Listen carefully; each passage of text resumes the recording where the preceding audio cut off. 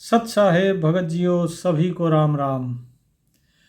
साध संगत जियो, सतगुरु देव जी जो बताते हैं सूक्ष्म वेद में, वो बातें भी सूक्ष्म है, उनका भाव भी सूक्ष्म है और वो भक्ति भी सूक्ष्म है। इसलिए जो चीज बताई जाती है उसको केवल ऐसे ही शब्दों में नहीं लेना चाहिए, उसके सूक्ष्म भाव को हमें देखना चाहिए। अभी तक सुमरन के बारे में जो कुछ भी साहिब ने बताया, उम्मीद करता हूं उस सभी को जो सारा ज्ञान है वो आपने बड़ी सूक्ष्मता से बारीकी से सुना होगा। अब साहिब क्या कहते हैं? साहिब जो अपनी बात उसमें बताते हैं सूक्ष्म वेद में कि गरीब पारस तुमरा नाम है हमरा लोहा हमरी जात। पारस तुमरा नाम है लोहा हमरी जात, जड़ सेती जड़ पलटिया तुमको केतिक बात। कि आपका क्या, आपकी तो कोई भी बात नहीं लगती, आप तो जड़ से जड़ को पलट देते हो।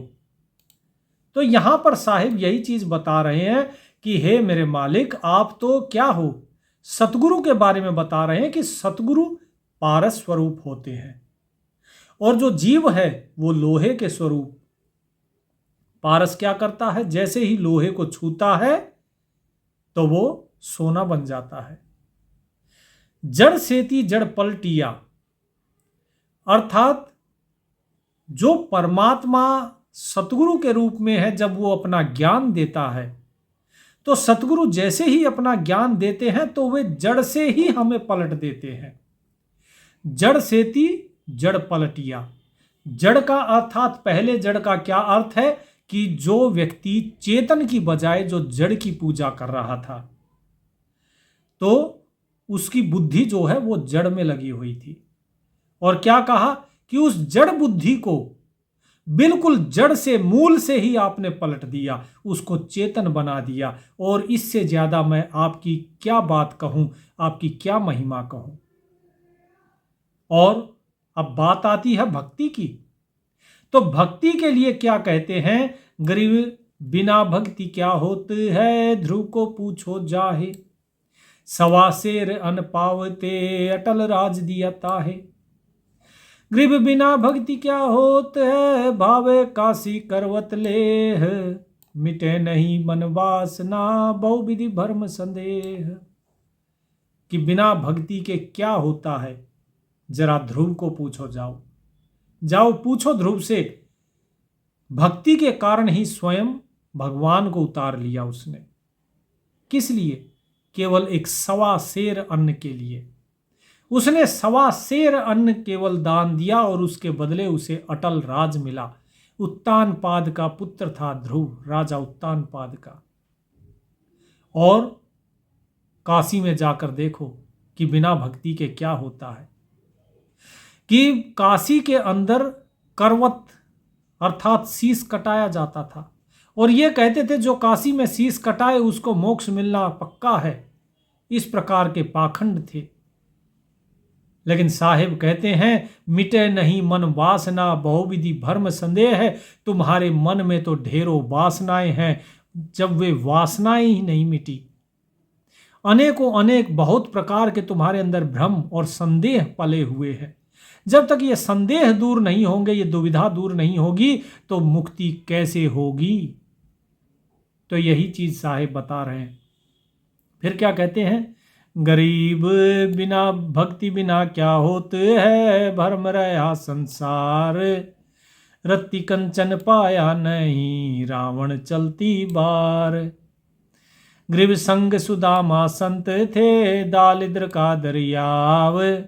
कंचन महल बकस दिए, तुंदल भेंट चढ़ाव।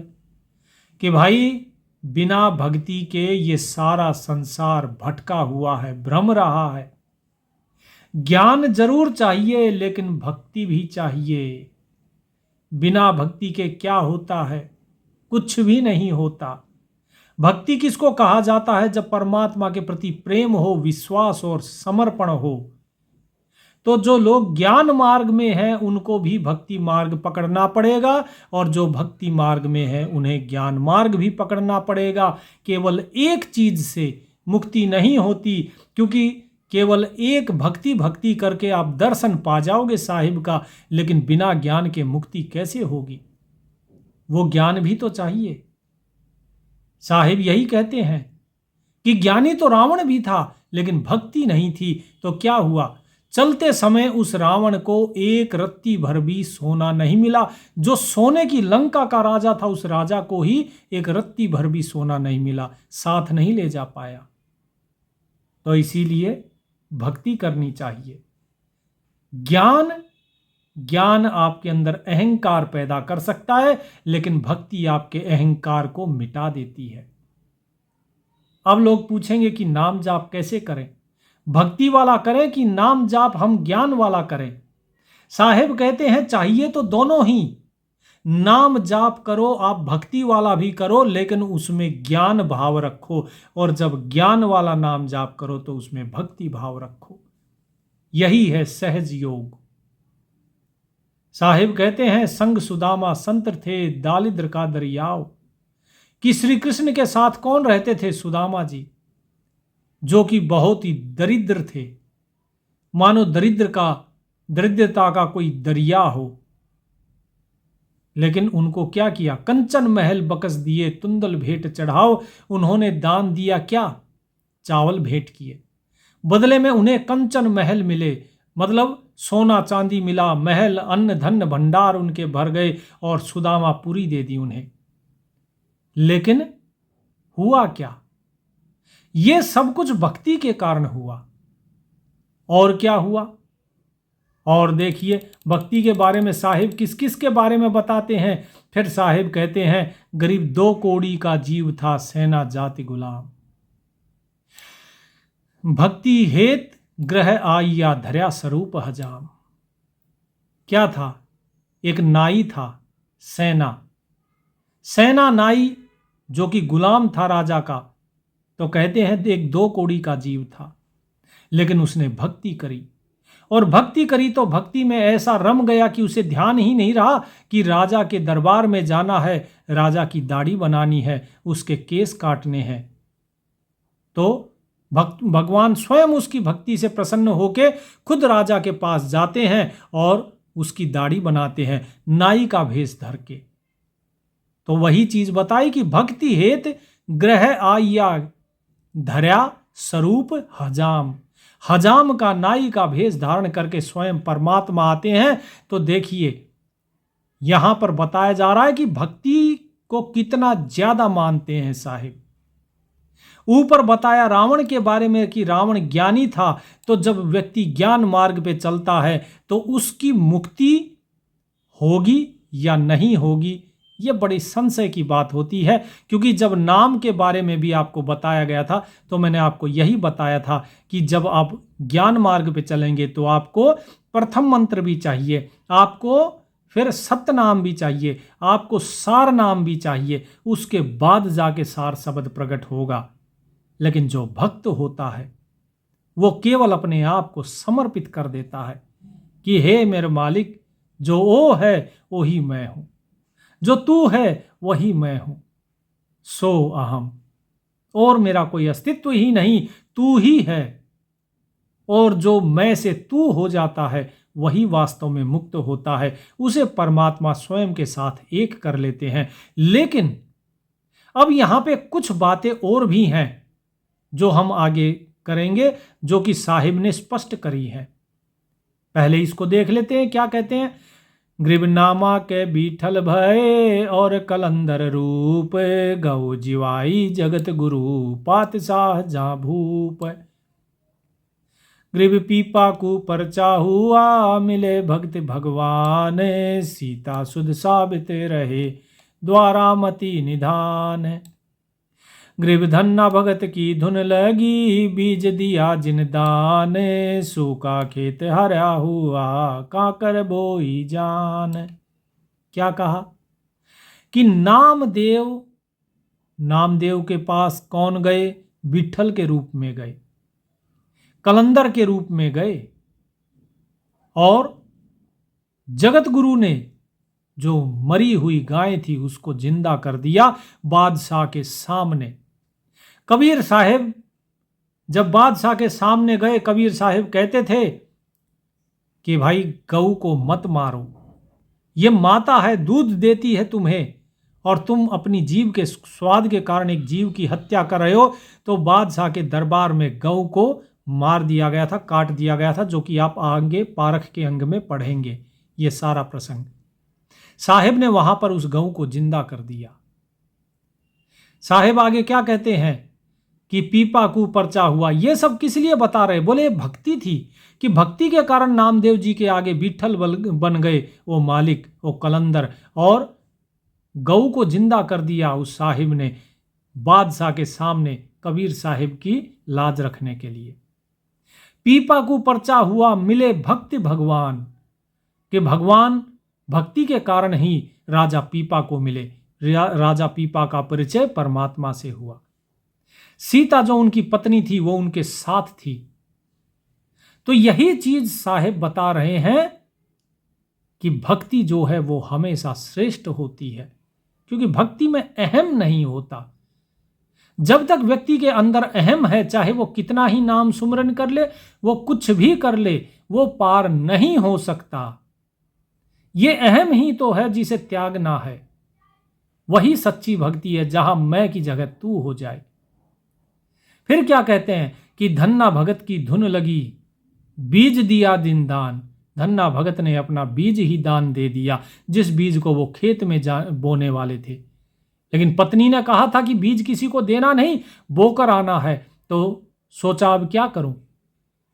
तो कंकर जो है, कंकर बो दी कि परमात्मा को अगर देना होगा तो देना तो परमात्मा के हाथ में है। अगर उसे देना होगा तो इन कंकर के भरोसे भी वो मेरे को अनाज दे देगा, नहीं तो मैं अनाज भी बोता तो भी मेरा खेत बंजर ही रह जाता। तो साहिब वही कहते हैं कि सू का खेत हरा हुआ, काकर बोई जान। कंकर बो दी, लेकिन उसके बाद भी उसके खेत की जो फसल थी वो लहला रही थी, हरियाली ही हरियाली, जबरदस्त फसल हुई। फिर क्या कहा? ग्रीवरे दास रंगीला रंग है, दिए जने तोड़े, जग जो नार चोले धरे, यकरे दास एक गोड़। ग्रीब माझी मर्द कबीर है, जगत करे उपहास, केसो बन जारा भया, भक्त बढ़ाया दास। क्या कहा कि रैदास जी को देखिए, उस मालिक की भक्ति के रंग में रंग गए, रंगीले हो गए, और उनकी भक्ति के सामने जो ब्राह्मण थे उनके 700 ब्राह्मणों के जनेऊ टूट कर गिर गए, क्योंकि उन्होंने जो यज्ञ करी थी उस यज्ञ में उन्होंने सभी को भोजन खिलाया। 700 ब्राह्मण भोजन में बैठे और सभी देख रहे हैं कि सबके साथ बैठकर रविदास जी भोजन कर रहे हैं।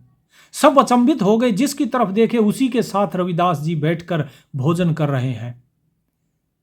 तो सभी के सामने यही दृश्य था कि एक तरफ रविदास जी बैठे थे और एक तरफ एक गौड़ अर्थात ब्राह्मण बैठे थे, गौड़ ब्राह्मण।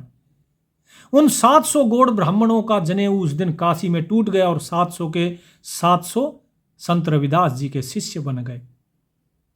साहिब कहते हैं माझी मर्द कबीर है। माझी कौन होता है?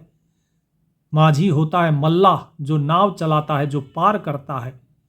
कि पार लगाने वाला असली मर्द कौन है? बोले वो कबीर साहिब हैं, लेकिन जगत उनका उपहास करता है और उसी की हंसी उड़ाने के लिए नाना प्रकार के प्रपंच रचे गए कि कबीर भंडारा दे रहे हैं, कबीर भंडारा दे रहे हैं। लेकिन देखिए स्वयं सतपुरुष केसो के रूप में आते हैं कि केसो बंजारा भया, भक्त बढ़ाया दास। कि केसो रूप में बंजारा बनकर आए और भक्त का, अपने दास का मान बढ़ाया। यह सब किस लिए? ये भक्ति के लिए है। अब साहिब क्या बताते हैं? साहिब बताते हैं कि जितने भी लोग हैं जो नाम सुमरन कर रहे हैं, सत्य नाम का सुमरन, इस सत्य नाम के आगे भी नाम मिलेगा, सार नाम। क्या कहा? ग्रीव सोहम ऊपर और है, सत्य सुकृत यक नाम, सब हंसों का वंश है, सुन बस्ती नहीं गाम। ग्रीव सोहम ऊपर और है, सुरत निरत काला है, सोहम अंतर पैठ कर सत सुकृत ल्योला है। ग्रीव सोहम ऊपर और है, बिना मूल का फूल, ताकि गंध सुगंध है, जाकू पलक न भूल। ग्रीव सोहम ऊपर और है, बिन बेली का कंद, राम रसायन पीजिए अवचल अति आनंद। ग्रीव सोहम ऊपर और है, कोई एक जान भेव, गोप गोसाई गैब धुन जाकी कर ले सेव। तो क्या कहा साहिब ने? साहिब कहते हैं कि भाई जो सोहम मंत्र आपको दिया गया है, इस सोहम मंत्र का जाप करने के बाद जब आप उस अवस्था में पहुंचोगे जहां पर इस सोहम मंत्र का जाप पूरा हो जाता है, सोहम की हद आ जाती है, उसके बाद फिर उसके ऊपर एक नाम और है। क्या? सत्सुकृत एक नाम, कि सत्सुकृत का और नाम है। और बोले सुरत निरत का ला है। और उस सत्सुकृत जो नाम है, सत्सुकृत नाम का जाप किससे होता है? वो होता है सुरत और निरत के द्वारा। वो श्वासों के द्वारा नहीं होता, वो मन के द्वारा नहीं होता। तो यही चीज साहिब बता रहे हैं कि भाई वो जो सत्सुकृत का जो नाम जाप होता है वो सुरत के द्वारा होगा। और वही हम सभी हंसों का वंश है। वहां पर ना शून्य है, ना बस्ती है, ना कोई गांव है, वो इन सब से परे है। फिर क्या कहा कि सोहम ऊपर और है, बिना मूल का फूल। जिस प्रकार फूल होता है, फूल के अंदर सुगंध होती है, लेकिन बिना फूल के क्या सुगंध होती है? नहीं। और क्या बिना जड़ के मूल होता है? बिना जड़ के पौधा नहीं होगा और पौधे के बिना फूल नहीं होगा। लेकिन साहिब कहते हैं कि जो सोहम के ऊपर जो नाम है वो बिना मूल के फूल की तरह है। और उसकी जो सुगंध है, वो सुगंध उसको भूल कर भी मत भूलना, उसको एक पल के लिए भी नहीं भूलना। अर्थात उस नाम को, जो सोहम के ऊपर सार नाम मिलेगा, उसको एक पल के लिए भी नहीं भुलाना। तो इसीलिए क्या करना है कि सोहम अंतर पैठ कर, पहले सोहम मंत्र का जाप करना ही होगा। उसके अंदर जब बैठोगे, उसके अंदर क्या बैठना है? किसको बैठाना है सोहम के अंदर? अपने मन को, अपने पवन को, अपनी सुरत, अपनी निरत, इन चारों को इस सोहम जाप में लगा देना है।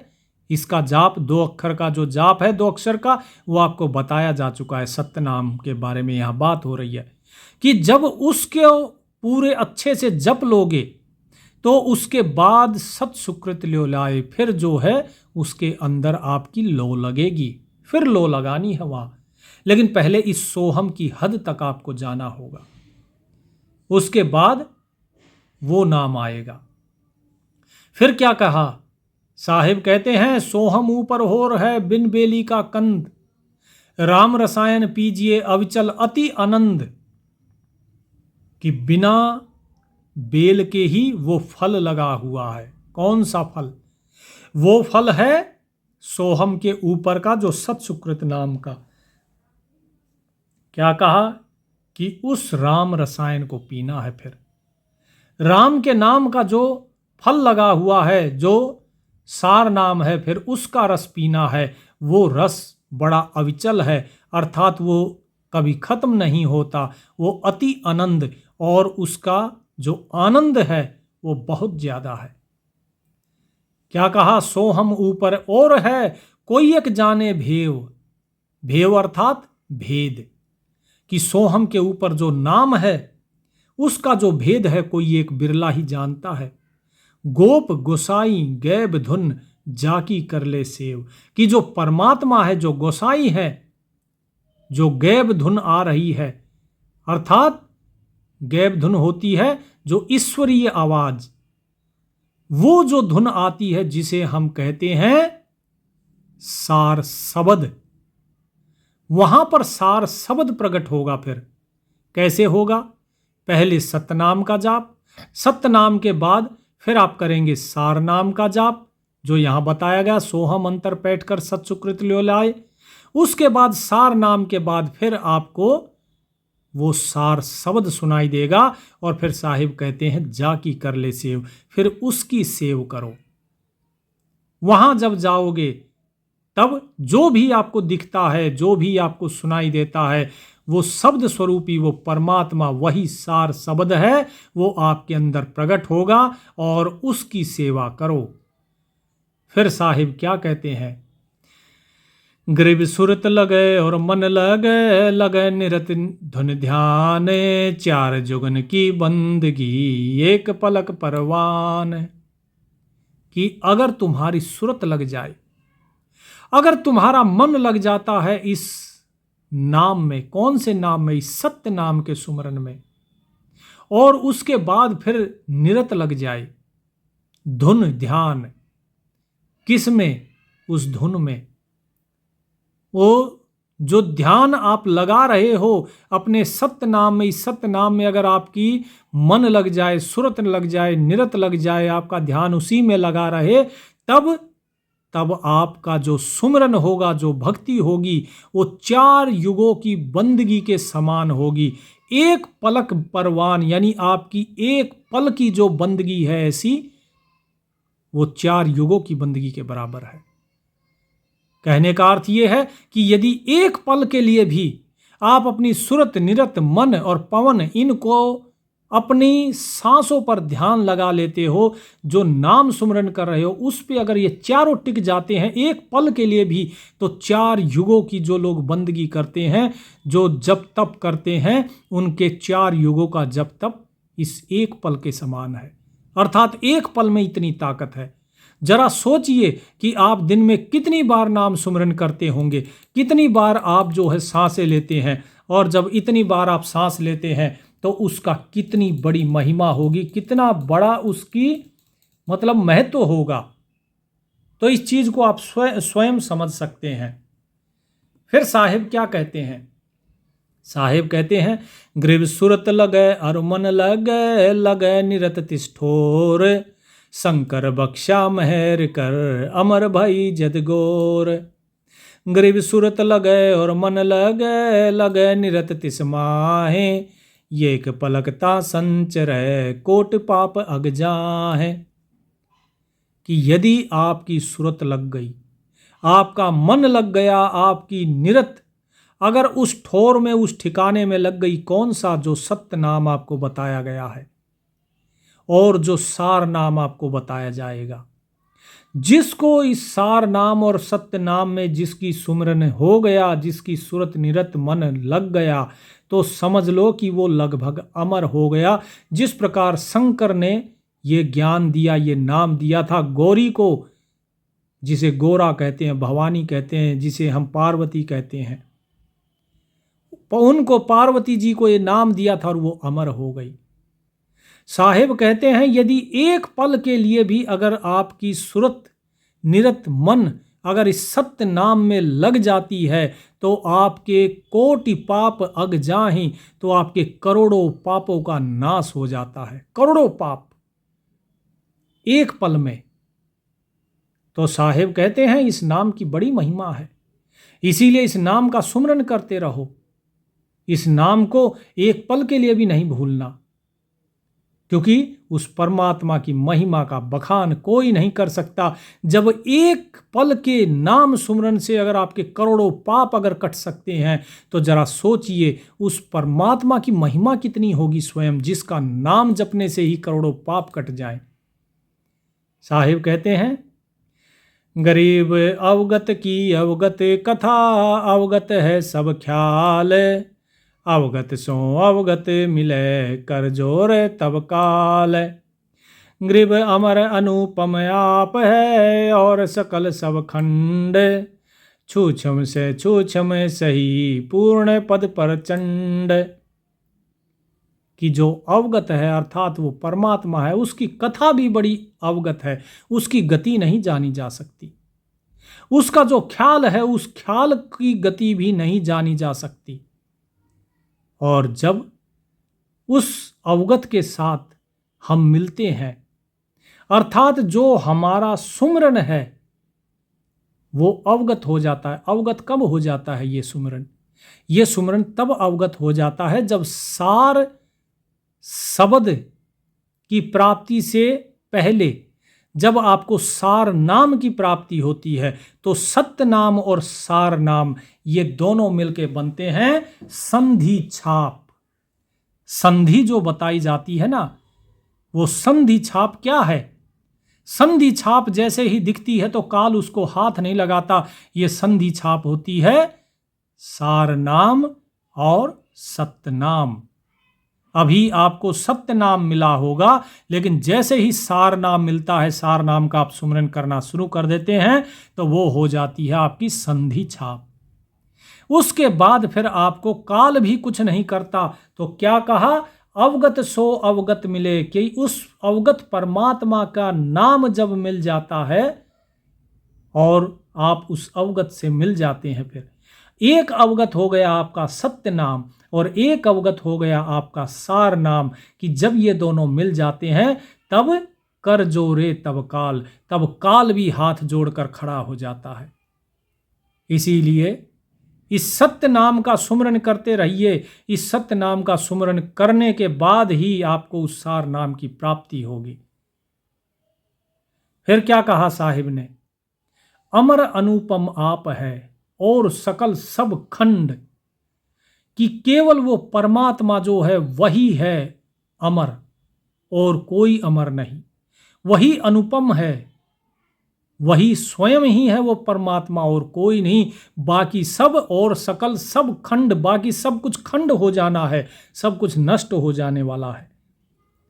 केवल एक परमात्मा ही अमर है और वो परमात्मा सूक्ष्म से सूक्ष्म सही पूर्ण पद प्रचंड, और वो परमात्मा सूक्ष्म से भी सूक्ष्म है। वो पूर्ण पद है और वही प्रचंड है। सब कुछ वही है। साहिब कहते हैं कि उसकी भक्ति अधम से अधम व्यक्ति का भी उद्धार कर देती है। फिर चाहे कोई भी हो क्यों ना हो, चाहे वो अजामेल जैसे भगत क्यों ना हो, चाहे वो सदना कसाई जैसे क्यों ना हो, चाहे वो भीलनी हो, चाहे वो सबरी हो, चाहे वो किसी भी जाति के हों, किसी भी कुल के गोत्र के, सब का वो उद्धार कर देता है नाम। ऐसा उस परमात्मा की भक्ति है। क्या कहा? ग्रीव अधम उदाहरण भक्ति है, अधम उदाहरण नाम, अधम उदाहरण संत हैं जिनकी मैं बल जाम।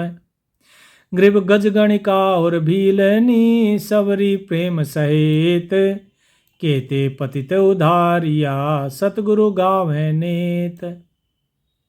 क्या कहा? कि वो भक्ति जो है परमात्मा की, वो अधम से अधम व्यक्तियों का भी उद्धार कर देती है। अधम से अधम का भी वो नाम उद्धार कर देता है, उस नाम का जाप। जो संत हैं, संतों की सेवा करो तो संत भी अधम से अधम व्यक्तियों का उद्धार कर देते हैं, और ऐसे संतों के ऊपर मैं बलिहार जाता हूं। तो कौन कौन बताया? संत, परमात्मा का नाम और उसकी भक्ति। ये अधम से अधम लोगों का भी उद्धार, पापी से पापी लोगों का भी उद्धार कर देते हैं। जैसे उदाहरण दिया साहिब ने गज अर्थात हाथी का, गज और ग्राह की आपने कथा सुनी होगी। गणिका अर्थात वेश्या का भी उद्धार किया, भीलनी का उद्धार किया, सबरी का उद्धार किया।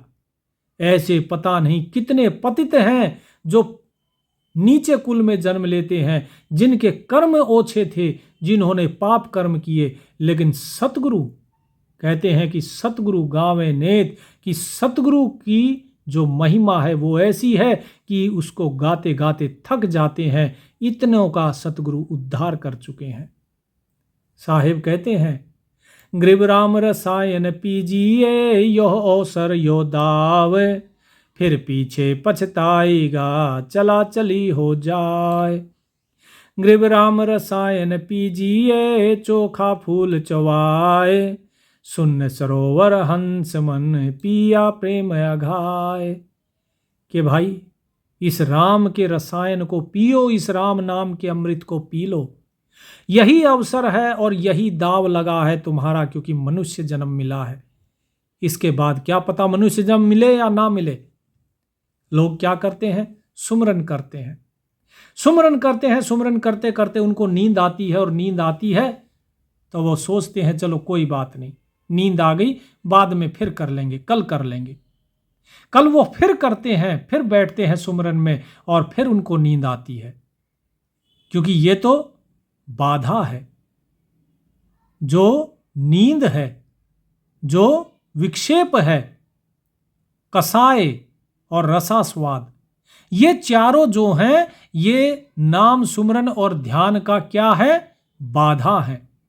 इसलिए इनसे हमेशा बचकर रहना चाहिए। लोगों को नींद आती है, कसाय अवस्था में जाते हैं, रसास्वाद में जाते हैं, तो वहीं फंस जाते हैं। सोचते हैं हम कल करेंगे, हम कल करेंगे, लेकिन साहिब कहते हैं कि कल से कुछ नहीं होगा, क्योंकि बाद में सिर्फ तुम पछताते ही रह जाओगे। फिर तो चला चली हो जाएगी, फिर क्या करोगे? तो साहिब यही कह रहे हैं कि पीछे फिर पछताओगे तुम। जब चला चली हो जाएगी, अर्थात जब मौत तुम्हारे सामने खड़ी हो जाएगी, फिर तुम क्या करोगे? साहिब कहते हैं कि इसीलिए उस राम रसायन को पीजिए, चोखा फूल चुवाए, अर्थात ये अमृत रूपी फूल, ये टपक रहा है उससे अमृत। शून्य सरोवर हंस मन पिया प्रेमा घाए, शून्य सरोवर से ये रस टपक रहा है, तो इस मन को हंस बनाइए और पेट भरकर प्रेम से इसको पीजिए। जब तक आप पेट ना भर जाए, आपका दिल ना भर जाए, इस प्रेम रस को पीते रहिए। साहिब कहते हैं, कहता दास गरीब है, बांदी जाम गुलाम, तुम हो तैसी कीजियो भक्ति हिरंबर नाम। क्या कहा? साहिब कहते हैं कि मैं दास हूं। ये दास गरीब क्या है? बांदी जाम गुलाम है, कि अर्थात एक बांदी का जाम है, गुलाम है तुम्हारा। तो ये क्या कहते हैं कि मैं एक गुलाम का पैदा किया हुआ गुलाम हूं आपका। अपने को इतना छोटे से छोटा बताते हैं यहाँ साहिब, यहाँ दास भाव दिखा रहे हैं और कहते हैं कि हे मेरे मालिक, करने वाला तो तू ही है, तुम जैसा चाहो वैसा करो, तुम हो तैसी कीजियो भक्ति हिरंबर नाम, कि तुम्हारा जो नाम है, उस नाम की जो भक्ति है, उस सोने के समान चमक रही है। अब तुम्हारे ऊपर है कि तुम क्या करोगे। मैं तो आपसे यही विनती करता हूं कि जैसे तुम हो वैसा ही हमें भी कर लो, अपने समान ही हमें भी कर लो, अपने साथ एक कर लो। ये विनती कर रहे हैं यहाँ पे गरीबदास महाराज। तो इस प्रकार से भक्ति होती है भगत जियों। सभी साध संगत जी इस चीज की तरफ ध्यान दें कि अभी तक साहिब ने जो चीज बताई है उसमें उन्होंने सत्य नाम के सुमरन के लिए कहा, उसके बाद सत्य नाम के बाद सार नाम है उसका सुमरन करना है, उसके बाद फिर भक्ति, ये तो साथ साथ में चलनी ही है।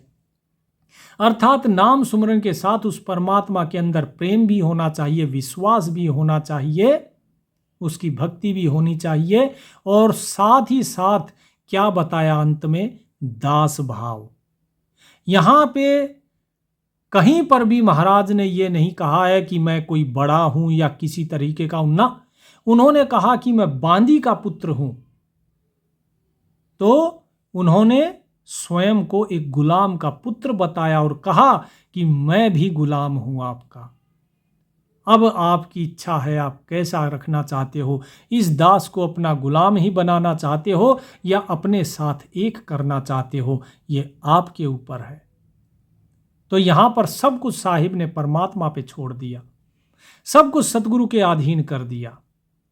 और जब इस प्रकार का प्रेम साहिब के लिए जब उमड़ता है जीव के अंदर, उसके हृदय में, तब पैदा होता है सच्चा प्रेम, सच्ची भक्ति, और उससे पैदा होता है फिर विरह। और वो विरह का अंग हम अगले भाग में देखेंगे कि विरह में क्या वार्तालाप हो रही है।